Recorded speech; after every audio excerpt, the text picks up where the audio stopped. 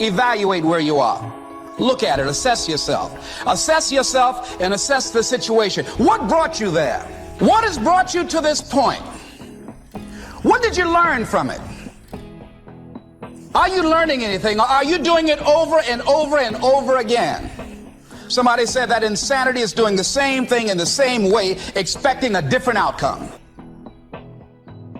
Don't let this year be like last. And if last year was great, still don't let it be that way. Raise the standard. If your life is perfect and extraordinary, you darn well know you're not going to be happy unless you keep making it better. That's what makes us feel alive. It's not what we get that makes us happy. It's who we become and what we're able to give because we become more. If you want to begin to move, you've got to clear your mind of all the unnecessary luggage and baggage that's weighing us down. You're going to have people to do things to you. Things are going to happen to you. And the most important thing to do is to harness your will and let it go and move so you can grow, so you can get on with your life. It doesn't matter about what happens to you. What matters is, what are you going to do about it?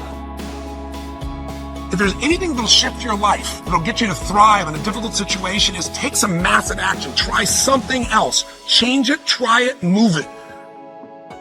Progress equals happiness. If you can start to make progress, if you can get yourself going, even if it's not perfect, if it doesn't work, you know what to do. Just change your approach. That doesn't work, change your approach. So often in life, people don't begin the journey because they're not quite sure what to do or how to do it right or how to do it perfect. You want to change your body? Get yourself moving. Don't wait for the perfect trainer. Just go out there and move. Put on your shoes and move and get momentum. I'm going to turn this situation around. I'm not going to sit back and moan and cry over what happened and what went wrong and who did what. I'm going to do something about this situation. The other thing is, take full responsibility for your life. Accept where you are and the responsibility that you're going to take yourself where you want to go. Someone said we have two primary choices in life. We can either accept conditions as they exist, or we can take the responsibility to change them. See, a lot of people want to exempt themselves from taking responsibility. All they want to do is talk about the problem. Every time you see them, they'll tell you their story over and over and over and over again. No. You want to take responsibility for your life. I got me here, I can get me out of this. And I'm getting out. I'm not going to be a volunteer victim. And so all you're looking for are new breakthroughs through practice and practice and practice. You'll get better and better and better. And there's still some things that will happen to you that will catch you on the blind side that you did not anticipate. You'll get knocked down, but you won't be knocked out. And so I say to you, it's possible you can live your dream if it's becoming a diamond, if it's having more, it's achieving more, it's being a better father, being a better mother, whatever it is, overcoming addiction, changing our society. It's possible you can live your dream. It's necessary that you have a plan of action, that you're resilient, that you stick to, and you work with the system, that you work with people, that you give support, and that you be there for them, that you have the vision and never give it up, that you become creative and relentless and keep on coming back again and again and again, and that it's you got to take personal responsibility to make it happen, and that it's hard. Easy is not an option. And when life knocked you down, jump back up and said, it's not over until I win. Avoid people and situations that upset you. See, there's some people that know just how to push your button. They know just what to say. But I'm not going to expend any energy arguing with anybody. Life is too short, ladies and gentlemen, and unpredictable. I don't want to spend my time arguing with anybody, so I avoid situations that will get me upset. I don't argue with people. Draw the line, ladies and gentlemen. There are certain things that we just go through life just taking, and at some point, you just got to draw the line and just say enough is enough. You got to do that with yourself. One negative stroke is 16 times more powerful than a positive stroke. And if you have people around you who are not sensitive to who you are, and the people that can hurt you the most, ladies and gentlemen, are the people that you love. That you love. They're the ones that you're vulnerable to. They're the ones that can get to you. And if they're insensitive, I don't care who they are. See, if you don't draw the line with people, if you just let them run rampant in your life, and you let things happen to you that you don't feel good about, if you continue to allow it to happen, you won't feel good about yourself. Your image of yourself will erode. So you've got to draw the line. Why do people just go to a job where they're miserable, day in and day out? Why do people stay together and they're miserable, sleeping in separate rooms, or arguing, or the only thing they have in common is paying the bill? Don't talk, don't communicate, don't share anything together. Day in and day out, as short and unpredictable that life is, being mean to each other. Why do people do that?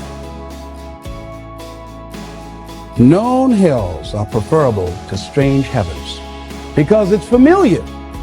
See, life is rough, ladies and gentlemen. It's rough and it's scary.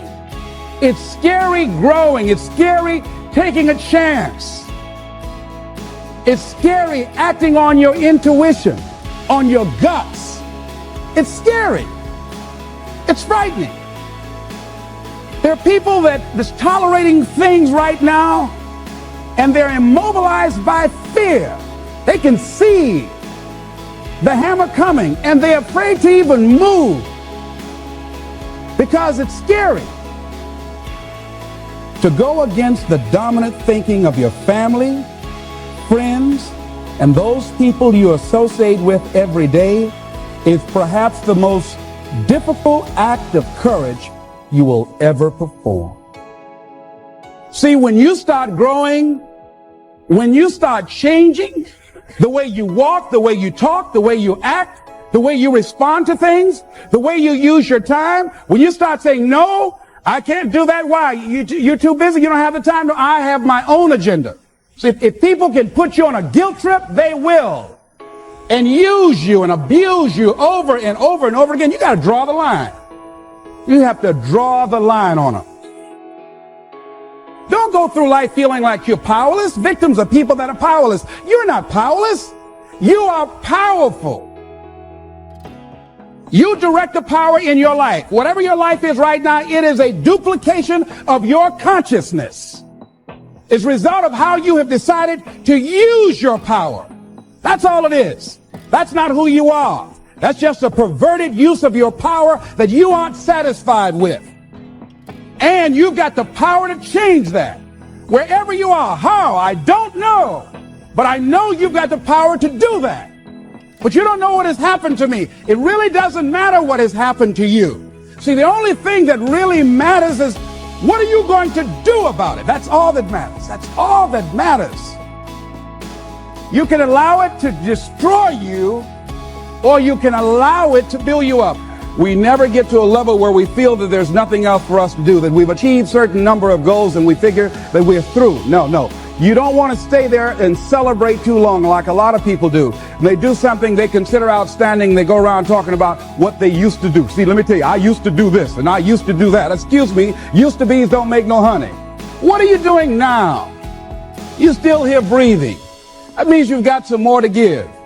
Doesn't matter how old you are, doesn't matter about where you are, doesn't matter about what you have, doesn't matter about what you've done.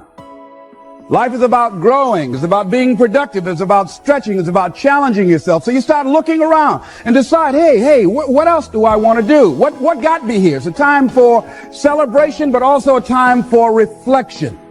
What got me here? What worked? What did not work? What do I need to do to repeat so that I can get the same kind of results in other areas of my life?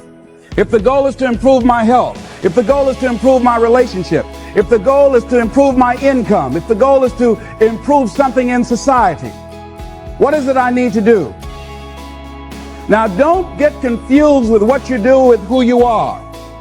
Don't trip. Don't go on some type of ego trip. Talking about how bad you are. None of us do anything by ourselves.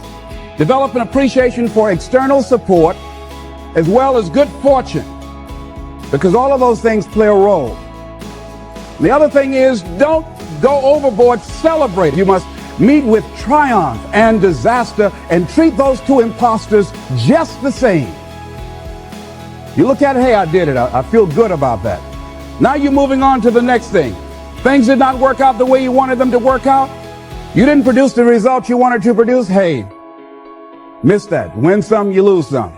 Next, moving right on. Don't confuse who you are with what you do. And make your mind fertile ground for the seeds of opportunity. Think if you want to experience a sense of fulfillment, you've got to have an open mind so that ideas can come in there and take root and grow.